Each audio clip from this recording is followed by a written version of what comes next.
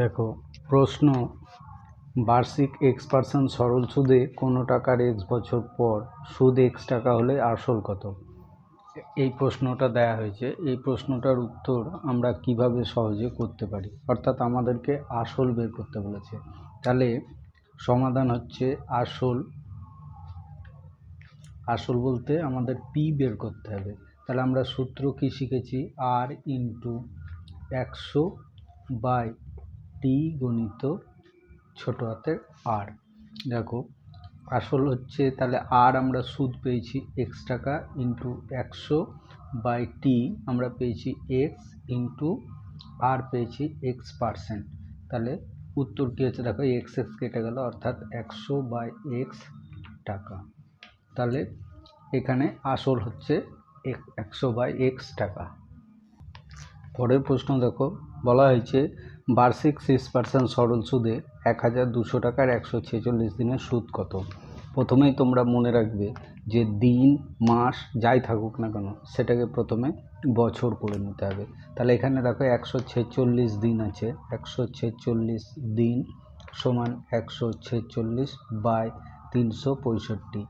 সবসময় মনে রাখবে এক বছর সমান হচ্ছে 365। তাহলে 146কে এখানে আমরা কাটাকুটি করে নেব।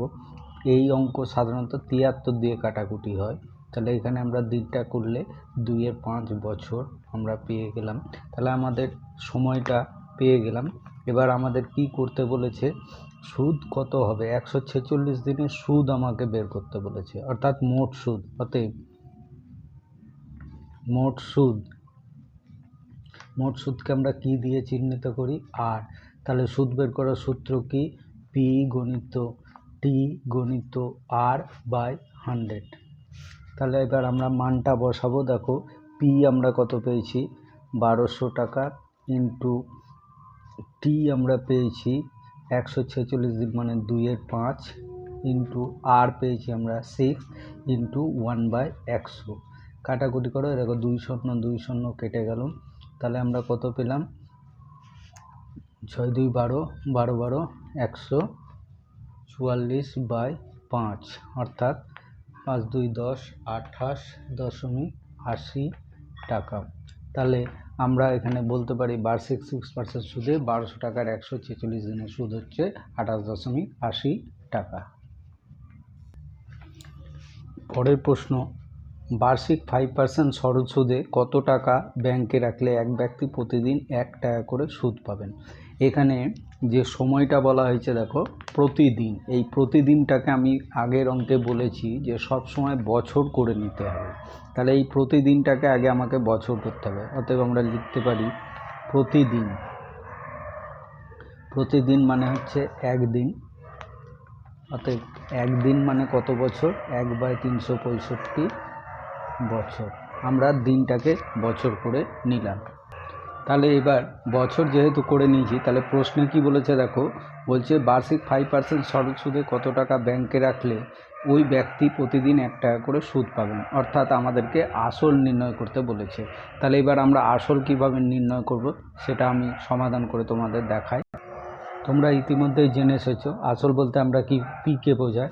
তাহলে পি সমান আর গণিত 100/টি গণিত ছোট হাতের আর। তাহলে আর সমান আমরা কত পেয়েছি? দেখো আর সমান পেয়েছি মোট সুদ আমরা পেয়েছি এখানে প্রতিদিন 1 টাকা করে, অর্থাৎ আর হচ্ছে 1 গণিত 100। টি আমরা পেয়েছি কত? 1/365, 1/365 ইন্টু আর আমরা আর কত পেয়েছি? 5। তাহলে এটা কাটাকুটি করব, 1 ইন্টু 100 ইন্টু 365 ইন্টু 1/5। তাহলে এটা 5 দিয়ে কাটছে, 5 7 35, 3 5 15। তাহলে 7 3 2 0, 7300 টাকা। অর্থাৎ ওই ব্যক্তি যদি 7300 টাকা ব্যাংকে জমা রাখেন তাহলে 5% সরল সুদে প্রতিদিন তিনি 1 টাকা করে সুদ পাবেন।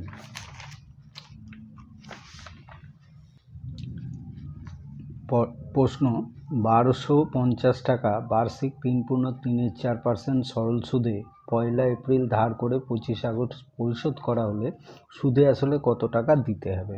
প্রশ্ন, তাহলে আমাদের এখানে দেখো যেটা বলেছে সুদটা আমাদের প্রথমে বের করতে হবে, কারণ আসল আমরা জানি 1250 টাকা, সুদ আসলে বলেছে, তাহলে আমাদের সুদটা বের করতে হবে।